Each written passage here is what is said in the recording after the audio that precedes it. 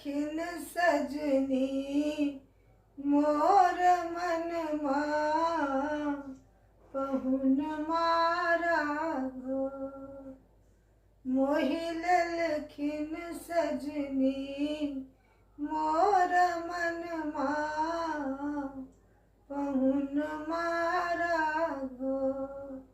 हे हो पहुन मारा गो सिया के सजन मारा गो।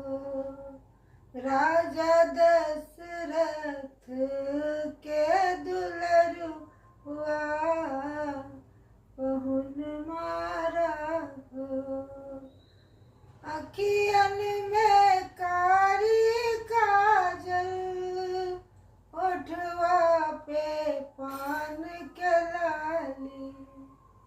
अखियन में कारी काजल ओठवा पे पान के लाली।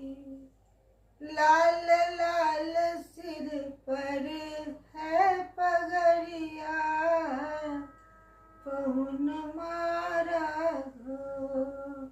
मोहि लखिन सजनी मोर मनमा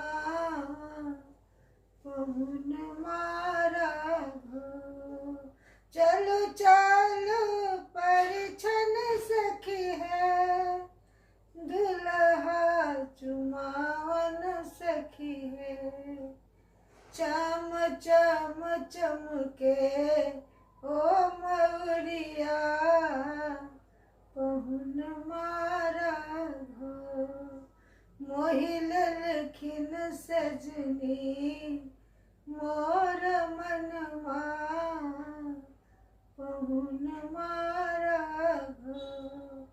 हे हो पहुन मारा घो सिया के सजन मारा गो। मोहि लखिन सजनी मोर मनमा